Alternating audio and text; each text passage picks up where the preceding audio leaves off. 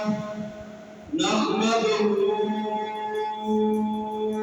ونستعينه ونستغفره ونعوذ بالله من شرور أنفسنا ومن سيئات أعمالنا من يهده الله فلا مضل له ومن يضلل فلا هادي له وأشهد أن لا إله إلا الله وحده لا شريك له وأشهد أن محمدا عبده ورسوله أما بعد فإن خير الحديث كتاب الله وخير الهدي هدي محمد صلى الله عليه وسلم وشر الأمور محدثاتها وكل محدثة بدعة وكل بدعة ضلالة وكل ضلالة في النار.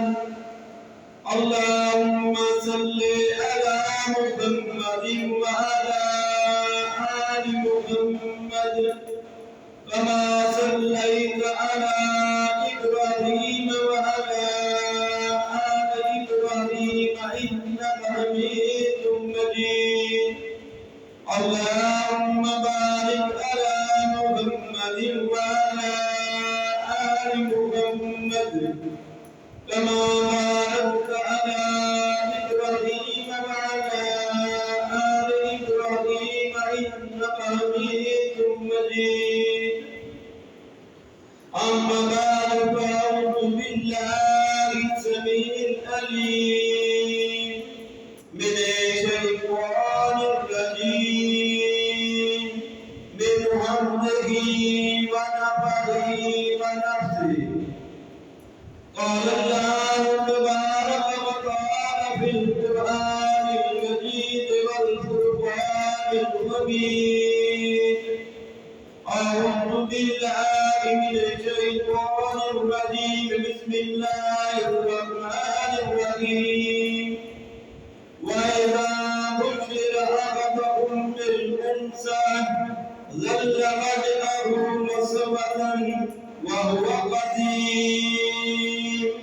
وقال الله تبارك وتعالى في المقام الآخر هو الذي خلقكم من نفس واحدة وجعل منها زوجا ليسكن إليها فلما تغشاها حملت حملا خفيفا فمرت به فلما ثقلت قالوا ربهما لئن أتينا صالحا لنكونن من الشاكرين. وقال النبي صلى الله عليه وسلم إن الله حرم عليكم حقوق الأمهات ومد البنات أو كما قال رسول الله صلى الله عليه وسلم. हर किस्म की तारीफात तमजीदात बड़ाई किबरियाई मालिकुल मुल्क अल्लाह तबारक व तआला की जात व सिफात जो अल्लाह साडे सब दा मुश्किल कुशा हाजत रवा रिज़्क़ अता करने वाला औलाद अता करने वाला वहदा ला शरीक इलाह है।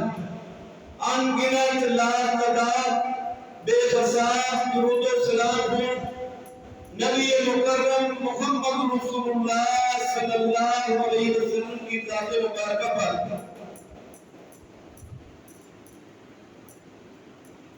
आज का हमारा मौजू औरत का मकाम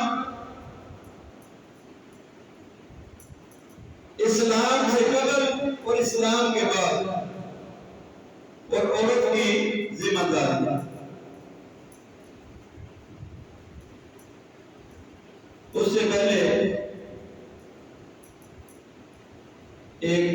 بڑی غور طلب بات ماں بہنوں کے لیے خصوصاً جمعہ پڑھنا بڑی سعادت کی بات ہے۔ جمعہ پڑھنے کا فائدہ یہ ہے کہ نبی مکرم جناب محمد رسول اللہ صلی اللہ علیہ وسلم نے فرمایا جو بندہ نماز جمعہ ادا کر لیتا ہے صحیح معنوں میں اس کے اگلے جمعہ تک بلکہ اس سے بھی 3 دن زیادہ اس کے لیے نور ہی نور ہے، اس کے گناہ معاف کیے جاتے ہیں۔ اتنی سعادت کی بات ہے اور اس کے لیے جو ضروری عمل ہے وہ یہ ہے کہ آپ امام کے منبر پہ بیٹھنے سے پہلے مسجد میں آئیں، جتنی اللہ توفیق دے 2 رکعتیں 4 6 8 جتنی پڑھ سکتی ہیں آپ نماز پڑھیں۔ اس کے بعد جب منبر پہ خطبہ شروع ہو جائے نہایت انہمام کے ساتھ توجہ کے ساتھ خطبے کو سنیں۔ اس دوران کوئی لغو کام نہیں کرنا، کوئی لغو سے مراد یہ بھی ہے کہ اگر کوئی بندہ بات کر رہا ہے تو اس کو آپ کہیں کہ تم چپ کر جاؤ یا اس کو اشارہ کر دیں تو اس سے آپ کا جمعے کا عمل اس کا ثواب ضائع ہو جاتا ہے۔ جس فائدے کے لیے آپ آئے ہوئے ہیں وہ فائدہ آپ کو نہیں ملے۔ اس لیے جب جمعے کے لیے آئے تو توجہ سے انتباہ سے خطبہ جمعہ سنیں، اور جو بچے آپ سمجھے کہ شہید ہیں توجہ آپ کی بتاتے ہیں ان کو گھر بھیج دیں، اس لیے کہ جمعے کی فضیلت، جمعے کا مقام اور مرتبہ، جمعے کا ثواب حاصل کرنا۔ اللہ تبارک و تعالیٰ نے جو نقشہ کھینچا زمانہ جاہلیت کا، اللہ تبارک و تعالیٰ نے اعلان فرمایا وَإِذَا بُشِّرَ أَحَدُهُمْ، ان میں سے جب کسی کو بشارت دی جاتی تھی بِالْأُنثىٰ کہ اس کے ہاں بچی پیدا ہوئی ہے، اس کو زمانہ جاہلیت میں جب کسی کو یہ خوشخبری ملتی کہ تمہارے ہاں بچی ہوئی ہے ظَلَّ وَجْهُهُ مُسَوَّدًا، اس کا چہرہ سیاہ ہو جاتا تھا، وَهُوَ كَظِيمٌ، پھر وہ بڑا ہی دل اس کا ٹوٹ جاتا، بڑا پریشان ہو جاتا۔ زمانہ جاہلیت میں بچیوں کی پیدائش پہ والدین کا خصوصی طور پہ چہرہ سیاہ ہو جاتا، ان کو جب یہ خبر ملتی کہ تمہارے ہاں بچی پیدا ہونے والی ہے، یہ بچی ہوئی ہے، اس کا چہرہ سیاہ ہو جاتا۔ اور نبی علیہ السلام کی حدیث سے جو بات ملی ہے، جس بات کا تذکرہ مختلف محدثین نے کیا ہے، اس میں ایک روایت قیس بن سعد کے حوالے سے آتی ہے، صحابی رسول ہیں، نبی علیہ السلام کی نبوت کے بعد انہوں نے ایمان قبول کر لیا، آپ پہ بیعت کر لی۔ وہ کہتے ہیں میں نے تقریباً 8 بچیوں کو زندہ درگور کیا، دفن کر دیا تھا، میرا کیا بنے گا؟ روایت کمزور ہے، مسند بازار میں اور مجمع الزواج میں بھی ہے، مگر فرماتے ہیں کہ انہوں نے 8 بچیوں کو زندہ دفن کر دیا۔ اور صحیح حدیث ہے، ایک صحابی جنہوں نے نبی علیہ السلام پہ ایمان لایا، وہ کہتے ہیں میرے ہاں ایک بچی پیدا ہوئی، تو جب وہ بچی 6 سال کی ہوئی تو میں بچی کو اپنی بیوی کو بولا میں نے بچی کو تیار کر دو، میں اس کو اس کے ننیال چھوڑ رہا ہوں۔ وہ میں جب بچی کو ساتھ لے کے گیا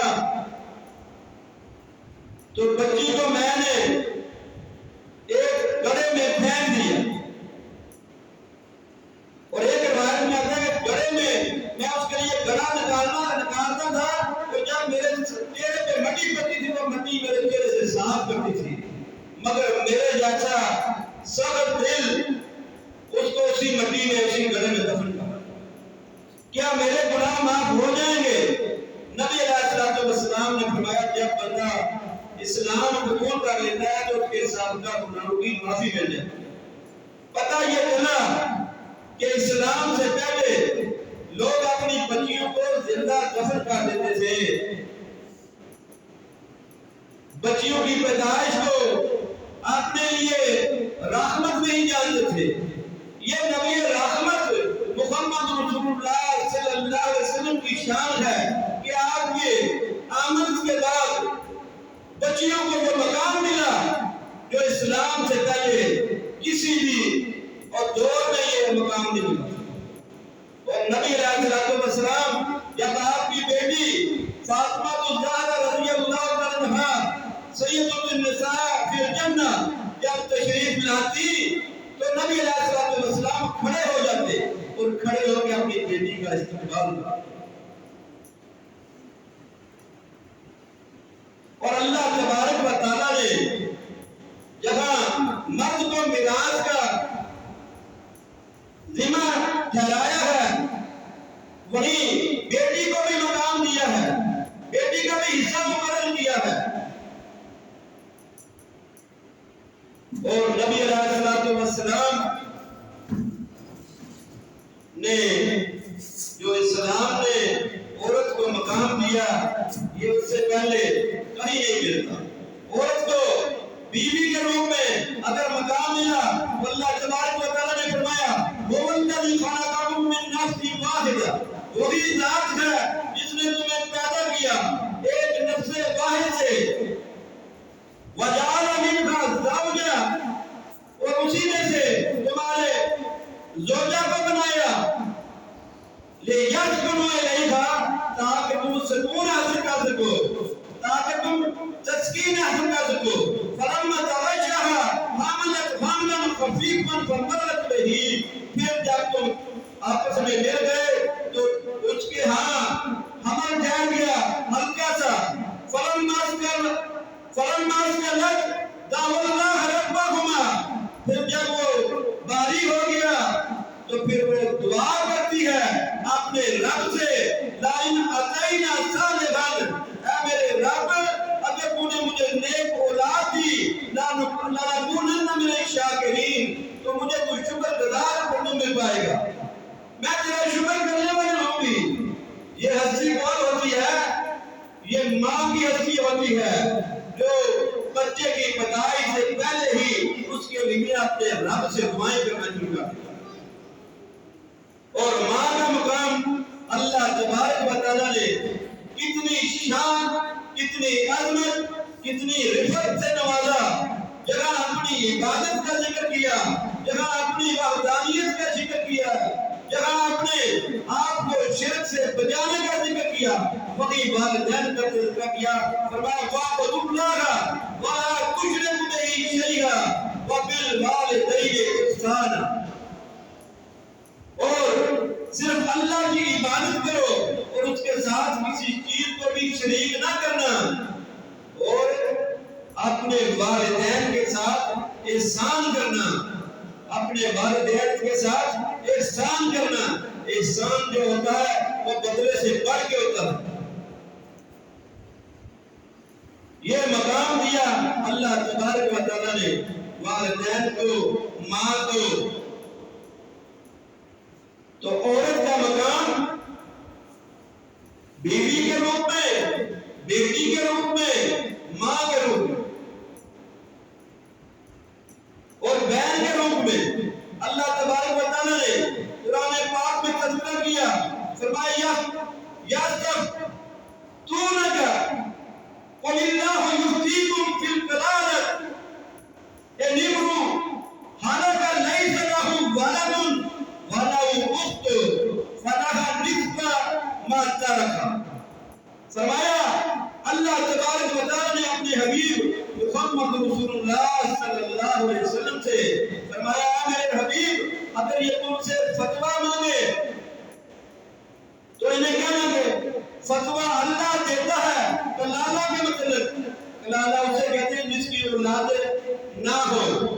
فرمایا علم بھانا کا لائس لہو ولد، فرمایا اگر کوئی بندہ فوت ہو جائے اور اس کی اولاد نہ ہو، ولو اخت، اور اس کی بہن ہو، فلہا نصف ما ترک، تو اس کا حصہ یہ ہے کہ جتنی وہ جائیداد چھوڑے اس میں سے آدھی اس کی بہن کو دے دو۔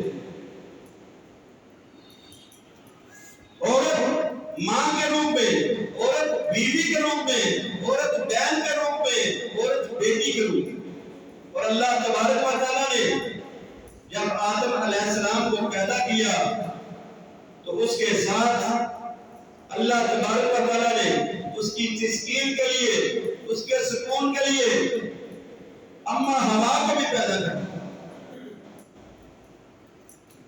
اور نبی علیہ السلام نے فرمایا عورت پسلی کے اوپر والے حصے سے یعنی ایک حصے سے پیدا ہوئی ہے، اس لیے اگر وہ کوئی اس میں کوئی کمی ہو تو وہ اس کمی کو چھوڑ دو، اس میں کوئی اچھائی بھی ہو سکتی ہے اس کی طرف ہو جاتی ہے، اس کو سیدھا کرنے کی کوشش نہ کرنا۔ آج ہم عورت کے دو روپ بیان کریں گے، عورت ماں کے روپ میں، عورت بیٹی کے روپ میں، اور عورت کی ذمہ داری۔ اللہ تبارک و تعالیٰ نے انعام فرمایا وَاعْبُدُوا اللَّهَ وَلَا تُشْرِكُوا بِهِ شَيْئًا وَبِالْوَالِدَيْنِ إِحْسَانًا، اور عبادت کرو اللہ کی اور اس کے ساتھ کسی چیز کو بھی شریک نہ کرنا، اور اپنے والدین کے ساتھ حسن سلوک کرنا۔ دوسرا مقام اللہ تبارک و تعالیٰ نے فرمایا وَقَضَىٰ رَبُّكَ أَلَّا تَعْبُدُوا إِلَّا إِيَّاهُ وَبِالْوَالِدَيْنِ إِحْسَانًا إِمَّا يَبْلُغَنَّ عِندَكَ الْكِبَرَ أَحَدُهُمَا أَوْ كِلَاهُمَا فَلَا تَقُل لَّهُمَا أُفٍّ وَلَا تَنْهَرْهُمَا وَقَوْلْ لَهُمَا قَوْلًا كَرِيمًا۔ اللہ تبارک و تعالیٰ فرماتے ہیں تیرے رب کا حکم ہے یہ اللہ تعبدو، اللہ تعبدو اللہ، عبادت کرنی ہے تو صرف اس رب کی کرنی ہے، نظر نیاز دینی ہے تو اس رب کے لیے دینی ہے، اگر کوئی بھی عمل کرنا ہے دعا کرنی ہے تو اس رب سے کرنی ہے، جو رب تیری شاہ رب سے قریب ہے اس رب سے دعا کیا کر۔ نبی علیہ السلام نے فرمایا جب تم سجدے میں ہوتے ہو تو اپنے رب کے بالکل قریب ہوتے ہو، سجدے میں تم رب کے بہت زیادہ قریب ہوتے ہو، پتہ یہ چلا۔ اور نبی علیہ السلام عبادت میں، سجدوں میں، رکوع میں اور قوم جلسے میں اللہ تبارک و تعالیٰ سے دعائیں کرتے رہتے، آخری تشہد میں زیادہ سے دعائیں کرتے رہتے۔ اس لیے نماز ایسا عمل ہے جس میں آپ اپنے اللہ کے بالکل سامنے ہوتے ہیں، بالکل قریب ہوتے ہیں۔ نبی علیہ السلام نے فرمایا اگر آپ کو پتہ چل جائے آپ سجدے میں ہیں اور آپ کے سامنے کون سی ہستی موجود ہے، آپ کبھی سجدے سے اٹھائیں نہ۔ اس لیے اللہ کو زیادہ سے زیادہ پکارا کرے، زیادہ سے زیادہ دعائیں کیا کرے، اللہ کو نماز میں زیادہ سے زیادہ پکارا کرے۔ فرمایا وَبِالْوَالِدَيْنِ إِحْسَانًا، اور اپنے والدین کے ساتھ اچھا سلوک کرنا، احسان کرنا۔ کتنا احسان کرنا؟ فرمایا إِمَّا يَبْلُغَنَّ عِندَكَ الْكِبَرَ، جب وہ بوڑھے ہو جائے، إِحْدَاهُمَا، اب ان میں سے کوئی اکیلا ہو یا كِلَاهُمَا، یا دونوں ہو جائے، فَلَا تَقُل لَّهُمَا أُفٍّ، تو یہ نہ کرنا کہ تو کہاں تک نہ کرنا، فرمایا ان کو اف تک نہ کہنا، اف تک نہ کہنا، وَلَا تَنْهَرْهُمَا، اور نہ ان کو جتنا، وَقَوْلَ لَهُمَا قَوْلًا كَرِيمًا، ان سے جب بھی بات کرنا بڑی نرمی سے بات کرنا، جب بھی بات کرنا ان کا دل خوش کرنے والی بات کرنا، جب بھی بات کرنا احسان کے ساتھ ان سے پیش آنا، اچھا سلوک کرنا، فرما برداری کرنا۔ اللہ تبارک و تعالیٰ مجھے اور آپ کو اپنے والدین کا فرما بردار بنا۔ اللہ تبارک و تعالیٰ میرے اور آپ کے لہجوں کو، میرے اور آپ کے اصلاح کو اپنے والدین کے لیے نرم کر دے۔ اور نبی علیہ السلام کا فرمان ہے، نبی علیہ السلام نے فرمایا، ایک صحابی حضرت ابو ہریرہ رضی اللہ عنہ راوی ہے، فرمایا ایک صحابی آتے ہیں نبی علیہ السلام کے پاس، پتہ کرتے ہیں، یا رسول اللہ صلی اللہ علیہ وسلم مجھے یہ تو بتائے میرے سب سے زیادہ حسن سلوک کا حقدار کون ہے، میرا سب سے اچھا میں کس کے ساتھ سلوک کروں؟ نبی علیہ السلام نے فرمایا اپنی ماں کے ساتھ حسن سلوک کرو، تمہاری ماں سب سے زیادہ تمہاری حسن سلوک کی حقدار ہے۔ پھر پوچھا پھر کون؟ نبی علیہ السلام نے پھر ماں کا ذکر کیا، تیسری مرتبہ پھر پوچھا یا رسول اللہ صلی اللہ علیہ وسلم میری اچھے سلوک کا حقدار کون ہے؟ فرمایا تیری ماں۔ تین دفعہ نبی علیہ السلام نے ماں کا ذکر کیا، چوتھی دفعہ جب پوچھا صحابی نے پوچھا یا رسول اللہ صلی اللہ علیہ وسلم تو پھر اس کے بعد میری اس نے سلوک کا حقدار کون ہے؟ نبی علیہ السلام نے فرمایا تیرا باپ۔ اتنا شاندار مقام، اتنا اعلیٰ مقام اللہ تبارک و تعالیٰ نے ماں کو نصیب فرمایا۔ نبی علیہ السلام کی زبانی فرمایا، نبی علیہ السلام نے 3 مرتبہ ماں کا تذکرہ کیا، چوتھی مرتبہ باپ کا کیا۔ اتنا مقام ہے ماں کی خدمت کا، اتنا اچھا مقام اللہ نے دیا عورت کو ماں کے روپ میں۔ اور نبی علیہ السلام ایک دفعہ ممبر پہ چڑھ رہے تھے اور قدم رکھا آمین کہی، قدم رکھا آمین کہی، قدم رکھا آمین کہی۔ صحابہ کرام پوچھتے ہیں یا رسول اللہ صلی اللہ علیہ وسلم آج کیا نیا معاملہ پیش آ گیا؟ فرمایا جب میں ممبر پہ قدم رکھ رہا تھا تو جبریل امین دعا کر رہے تھے اور میں آمین کہتا جا رہا تھا۔ ان میں سے ایک بات یہ ہے، نبی علیہ السلام نے فرمایا جبریل امین بولے وہ بندہ ہلاک ہو جائے جو بندہ اپنی زندگی میں اپنے والدین کو پائے اور جنت نہ کما سکے، اپنی کوشش نہ کرا سکے، تو نبی علیہ السلام نے آمین۔ یہ ہے ماں کی شان، یہ ہے ماں کی عظمت۔ عورت ماں کے روپ میں ہے، اپنا بچہ پیدا ہونے سے پہلے اس کے لیے دعائیں کرتی رہتی ہے، اور اس کے بعد جب بچہ پیدا ہوتا ہے تو سب سے پہلی جو گود ہے درسگاہ ہے وہ ماں کی گود۔ اس لیے جو پہلے مائیں تھی آج کے معاشرے سے پہلے، آج جو ٹائم ایک ماں کے پاس اپنے بچوں کا خیال رکھنے کا، یہ تو چلو ہمارا معاشرہ گاؤں کا معاشرہ ہے، کچھ لحاظ ہوگا، مگر جو معاشرے آپ کو دیکھتے ہیں ان کے کیا حال ہے کہ مائیں نرسوں کے حوالے کر کے بچے چلے جاتی ہیں، اپنے کاموں میں مصروف ہیں۔ غرض نہیں، بچے جوان ہو جائیں گے، ان کا اخلاق نہیں بنے گا، ان کا کردار نہیں بنے گا، ان کو نہ دین کی پہچان ہوگی نہ دنیا کی پہچان ہوگی۔ اسی لیے معاشرہ بگڑتا جا رہا ہے، کتنا وحشیانہ بن آ رہا ہے ہم پہ، کتنے بالکل مکروہ انسان عمل کر رہے ہیں، اسی وجہ سے کہ ان کو تعلیم نہیں ہے، ان کی پہلی درسگاہ سے وہ محروم ہو چکے ہیں۔ مائیں کردار بنانے میں بڑا عمل رکھتی ہے، اس لیے اللہ تبارک و تعالیٰ سب بچوں کو ان کی ماں کی گود میں کچھ سیکھنے کا موقع عطا فرمائے اور ماں کو اپنے بچوں کو سمجھانے کی سمجھانے کی توفیق عطا فرمائے۔ بیٹی کا مقام، اما عائشہ صدیقہ رضی اللہ عنہا بیان فرماتی ہے، فرمایا دخلت امرأة مع ابنتان لها تسأل فلم تجد عندي شيئا غير تمرة۔ اما عائشہ صدیقہ فرماتی ہے میرے پاس ایک عورت آ گئی، اس کے ساتھ 2 بچیاں تھی، وہ مجھ سے سوال کیا، اس نے میرے پاس کھانے کے لیے کچھ بھی نہیں تھا، میرے پاس صرف کھجور ایک تھی، فآتیتاہ میں نے اس کو جو عطا کر دی، یا فقسمت بین ابنتاہ ولم تقل، یہ بھی ماں تھی، یہ بھی ماں تھی۔ اما عائشہ صدیقہ فرماتی ہے میرے پاس ایک کھجور تھی، میں نے اس کو عطا کر دی، میں نے اس کو دے دی۔ اس نے کیا کیا؟ کھجور کے 2 حصے کیے اور اپنی دونوں بیٹوں کو دے دیا اور خود کچھ نہ کھایا، غلام تاغوت نے کچھ نہ کھایا۔ ثم قامت فخرجنا، جب پھر وہ کھڑی ہو کر چلی گئی، فدخل النبی صلی اللہ علیہ وسلم علینا، کچھ دیر بعد نبی علیہ السلام آئے، گھر میں آئے، فاخبرته، میں نے ان کو خبر دی، فقال من ابتلى من هذه المنازع بشيء قل له سترا من النار۔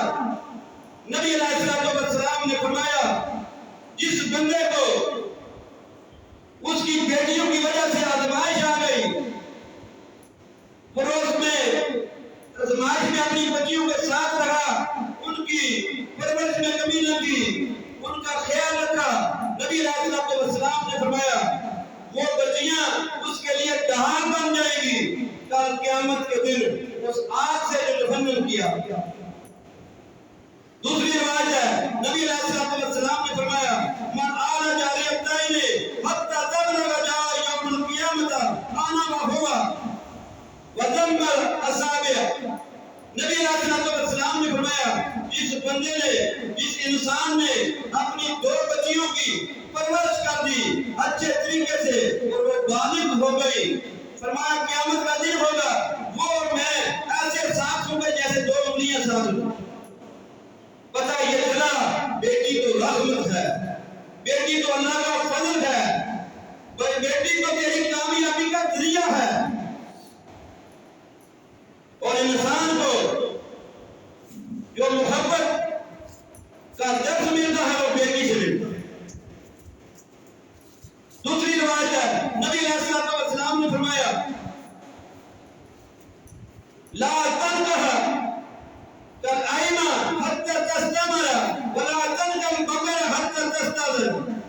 نبی علیہ السلام نے فرمایا جب تم کسی کا نکاح نہ کرنا، کسی بیوہ کا نکاح نہ کرنا اس کے ساتھ مشورہ کرنے کے بغیر، اور کسی تمہاری بیٹی سے اجازت لیے بغیر اس کا نکاح نہ کرنا۔ آج ہمارے معاشرے میں اجازت کب لی جاتی ہے؟ جب بارات گھر میں پہنچی ہوتی ہے، دلہا بیٹھا ہوتا ہے، انتظار ہوتا ہے کہ جی ہاں کر دے، اس نے کیا اجازت آپ نے اسے کیا لی، اس وقت اجازت لی جب سب کچھ آپ کے سر پہ پہنچ چکا ہے۔ اجازت کب لینی چاہیے؟ جب آپ بیٹی کی شادی کر رہے ہیں اس سے پوچھنا چاہیے، اس سے اجازت لینی چاہیے میں تمہاری شادی کر رہا ہوں، بندہ کیسا ہے، بندہ ایمان والا ہے، بندہ اخلاق والا ہے۔ آج جو مال و دولت کے غرور بھرے ہیں، دنیا کی طلب ہے، دین کی طلب ہونی چاہیے۔ نبی علیہ السلام سے صحابہ نے پوچھا کہ یا رسول اللہ صلی اللہ علیہ وسلم اجازت کیسے لی جائے؟ فرمایا بیٹی سے اجازت اس کا خاموش رہنا اس کی ہاں ہے۔ بیٹیوں کو اچھے طریقے سے حسن سلوک سے ان کے ساتھ اچھے رویوں کے ساتھ پیش آنا چاہیے، اور ان کی پرورش میں کوئی کمی نہیں کرنی چاہیے۔ جیسے بیٹوں کو اہمیت دیتے ہیں ایسی بیٹیوں کو بھی اہمیت دینی چاہیے، کمی نہیں کرنی چاہیے، فرق نہیں کرنا چاہیے۔ اور آج کل جو معاشرہ ہمارا جو وقت گزر رہا ہے، آپ دیکھتے ہیں بیٹیاں جو ہیں بیٹوں سے زیادہ اپنے والدین کا احساس کرنے والی، ان کا خیال رکھنے والی، ان کے لیے ان کے دلوں میں تڑپ ہے۔ اس لیے بیٹی ایک عظیم تحفہ، اللہ تبارک و تعالی ہم سب کو اپنی بیٹیوں کی پرورش اچھے طریقے سے اسلامی طریقے سے کرنے کی توفیق عطا فرمائے۔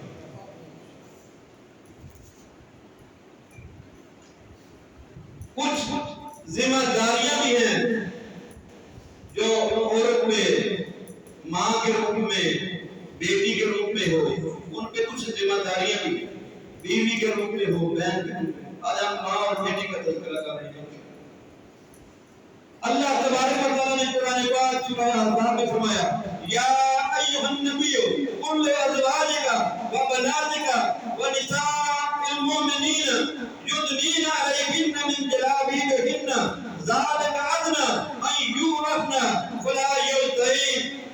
اللہ تبارک و تعالیٰ نے پیارے حبیب محمد رسول اللہ صلی اللہ علیہ وسلم کو حکم دیا، فرمایا اے نبی اپنی بیویوں کو اور بیٹیوں کو وَنِسَاءِ الْمُؤْمِنِينَ اور مومنوں کی عورتوں کو یہ اعلان کر دے، یہ کہہ دے یُدْنِینَ عَلَیْہِنَّ مِنْ جَلَابِیبِہِنَّ کہ وہ ہاتھ سے پردہ کیا کرے، اپنے اوپر چادر کو ڈھانپ لے اپنے آپ کو، ذَلِکَ أَدْنَىٰ أَن يُعْرَفْنَ فَلَا يُؤْذَيْنَ کہ تمہاری شناخت ہو جائے، پتہ لگ جائے، تمہاری شناخت ہو جائے، اچھے گھرانے کی ہے، خاندانی عورت ہے، پردہ کرنے والی ہے، اسلام پہ چلنے والی ہے، اور تمہیں کوئی بندہ تکلیف نہیں۔ آج معاشرے میں جو سب سے بڑی کمی ہے وہ پردے کی کمی ہے۔ عورتیں حجاب کو، عورتیں برقعے کو، بڑی چادروں کو اپنے لیے ایک پھندا سمجھتی ہیں، جبکہ یہ میرے اللہ کا حکم ہے۔ اور اس کے بعد اس آیت کے نزول کے بعد اما عائشہ صدیقہ رضی اللہ عنہا فرماتی ہیں قربان جاؤں میں ان انصار کی عورتوں پہ، جب یہ آیت اتری انہوں نے اپنے چادروں کو پھاڑ کے اپنے چہروں پہ لپیٹ لیا اور بڑے وقار کے ساتھ نبی علیہ السلام کے پیچھے نماز پڑھا۔ آج پردے پہ توجہ نہیں دی جاتی، اس کو بڑا پرانا خیال کیا جاتا ہے، چاہے بیٹی ہو، ماں ہو، بہن ہو، پردہ انتہائی ضروری ہے۔ اسلام نے یہ حد نافذ کی ہے۔ دوسرا مقام ہے نبی اللہ تبارک و تعالیٰ فرماتے ہیں وَقُلْ مُؤْمِنَاتُ يَحْفَظْنَ مِنْ أَبْصَارِهِنَّ وَيَحْفَظْنَ فُرُوجَهُنَّ وَلَا يَبْدِينَ زِينَتَهُنَّ إِلَّا مَا ظَهَرَ مِنْهَا۔ اللہ تبارک و تعالیٰ فرماتے ہیں اپنی عورتوں کو کہہ دو، مومن عورتوں سے، کہ وہ اپنی آنکھوں کو نیچا رکھے اور اپنی شرمگاہ کی، اپنی عزت کی حفاظت کرے اور اپنی زینت کو ظاہر نہ کرے، الا ما ظاہر منہا مگر جو اس میں سے ظاہر۔ اور آگے جا کے اسی آیت میں اللہ تبارک و تعالیٰ فرماتے ہیں وَلَا يَضْرِبْنَ بِأَرْجُلِهِنَّ لِيُعْلَمَ مَا يَخْفِينَ مِنْ زِینَتِهِنَّ۔ اللہ تبارک و تعالیٰ نے فرمایا وہ قدموں کو، پاؤں کو پٹک کے نہ چلے کہ ان کی زینت ظاہر ہو جائے، چھپی ہوئی زینت اس کے پاؤں پٹکنے سے، چلنے سے اس کی زینت ظاہر ہو۔ اس لیے اپنی چالوں کو صحیح دبے پاؤں چلنا چاہیے عورت کو، چلتے ہوئے تاکہ پتہ نہ چلے۔ اور نبی علیہ السلام نے فرمایا ایما امرات استطرت فمرت بالقوم ليجدوا ريحا فيه الزانیہ، فرمایا وہ عورت جو خوشبو لگا کے کسی قوم کے پاس سے، کسی لوگوں کے پاس سے گزرے اور اس کی خوشبو ان تک پہنچ جائے، وہ عورت بدکار ہے۔ اور نبی علیہ السلام نے فرمایا لا يخلون رجلا بامرأة الا ومعها ذو محرم ولا تسافر امرأة الا معها ذي محرم۔ نبی علیہ السلام نے فرمایا کوئی عورت، کوئی بندہ کسی عورت کے ساتھ اکیلے نہ بیٹھے، خلوت میں نہ بیٹھے حتیٰ کہ اس کے ساتھ کوئی محرم ہو، اور نہ کوئی عورت اکیلے سفر کرے حتیٰ کہ اس کے ساتھ کوئی محرم ہو۔ اور صحابی رسول نبی علیہ السلام نے غزوے کی تیاری کا حکم دیا، جہاد کے لیے انہوں نے اپنا نام لکھوایا ہوا تھا، انہوں نے آگے نبی علیہ السلام کو بتایا یا رسول اللہ صلی اللہ علیہ وسلم میری بیوی تو حج کے لیے جا رہی ہے اور میرا نام جہاد والوں میں شامل ہے، مجاہدین میں میرا نام شامل ہے، میں جہاد کے لیے جا رہا ہوں، اور میری عورت جو جو ہے میری بیوی وہ حج کے لیے جا رہی ہے. نبی علیہ السلام نے فرمایا تم جا کے اپنی بیوی کے ساتھ حج کے لیے جاؤ. جہاد کتنا ضروری عمل تھا. نبی علیہ السلام کے دور میں کتنا مشکل دور تھا. جہاد کے لیے ایک بندے کی ضرورت تھی, مگر نبی علیہ السلام نے پھر بھی اس صحابی کو عورت کے ساتھ جانا اس کے محرم کا کتنا ضروری ہے. جہاد والے فریضے آپ نے اس کو چھوڑ کے اپنی بیوی کے ساتھ جانے کا پتہ یہ چلا کہ عورت کے لیے محرم کے بغیر سفر نہیں کرنا چاہیے. اس سے بڑی سخت ممانعت ہے.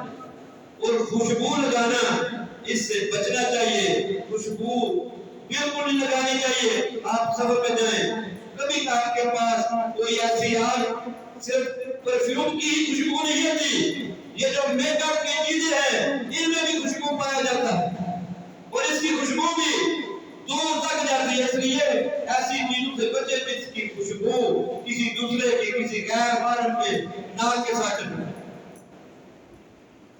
اور اللہ تبارک و تعالیٰ نے یہ آیت نازل کر کے ان تمام باتوں کو ایک جگہ پہ ایک مقام پہ مکمل کر دیا. اللہ تبارک و تعالیٰ نے فرمایا وَقَرْنَ فِي بُيُوتِكُنَّ وَلَا تَبَرَّجْنَ تَبَرُّجَ الْجَاهِلِيَّةِ الْأُولَىٰ وَأَقِمْنَ الصَّلَاةَ وَآتَيْنَ الزَّكَاةَ وَأَطِيعْنَ اللَّهَ وَرَسُولَهُ. اللہ تبارک و تعالیٰ نے فرمایا اور عورتوں کے لیے سب سے بہتر جگہ اپنے گھروں میں بیٹھنا ہے, اپنے گھروں میں رہنا ہے, بغیر ضرورت کے, بغیر کسی شدید ضرورت کے جانا نہیں چاہیے. گھر میں رہنے کا مقام اللہ تبارک و تعالیٰ نے عورت کو بتایا اور فرمایا تم ایسے نہ نکلا کرو کام سفر کے جیسے جاہلیت کی عورتیں نکلتی.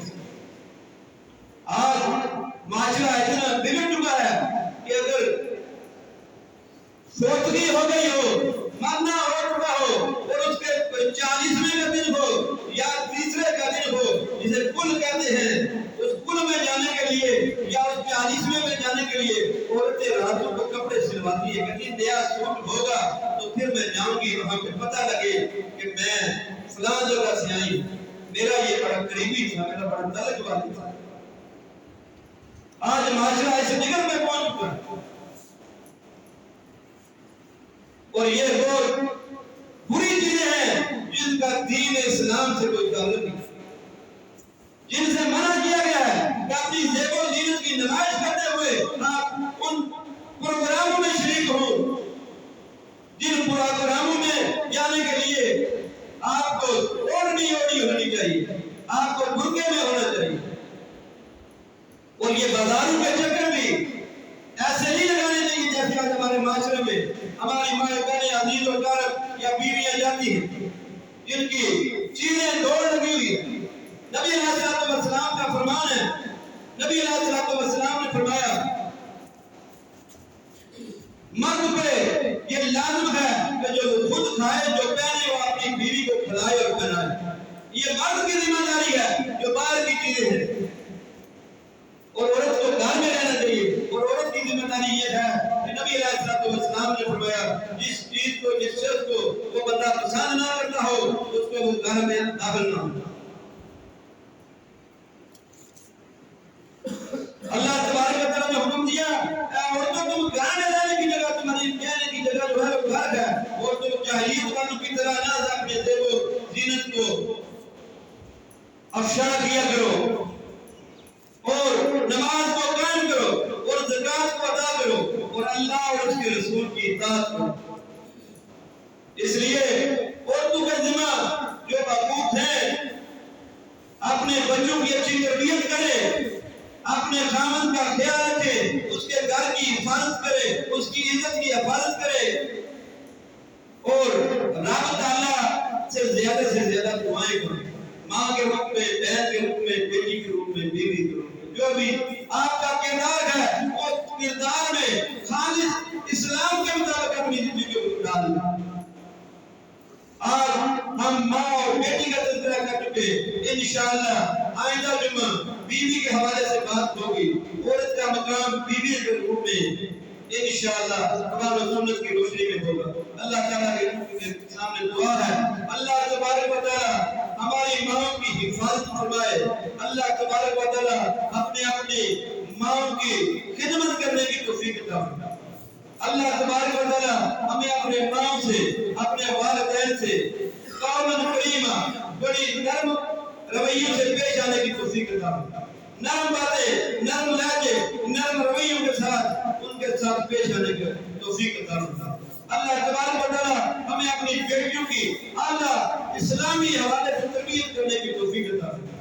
ان کی پرورش میں کسی قسم کی کمی نہ رکھنے کی توفیق عطا فرمائے۔ ان کا مقام بیٹوں اور بیٹیوں میں برابری کی سطح پہ ان کے ساتھ اچھا حسن سلوک کرنے کی توفیق عطا فرمائے۔ باقی جو مقام اللہ تبارک و تعالیٰ نے جو وراثت میں رکھا ہے، مرد کا ایک حصہ اور بیوی کا آدھا یا بیٹی کا آدھا بہن کا آدھا، اس حساب سے وہ تو نظام چل رہا ہے، مگر پرورش میں برابری کی سطح رکھنی چاہیے۔ اس لیے معاشرے کی کامیابی یہی ہے کہ ہم اللہ تبارک و تعالیٰ کے رسول محمد کریم صلی اللہ علیہ وسلم کی سیرت کو اپناتے ہوئے اپنی بیٹیوں کے ساتھ اچھا سلوک کریں۔ اللہ تعالیٰ ہمارے عمل کو قبول فرمائے، اللہ تعالیٰ جو غلطی کوتاہی ہوئی اس کو معاف فرمائے۔ اللہ تعالیٰ مجھے اور آپ کو خیر والے عمل کرنے کی توفیق عطا فرمائے۔ آخر دعوانا الحمدللہ رب العالمین۔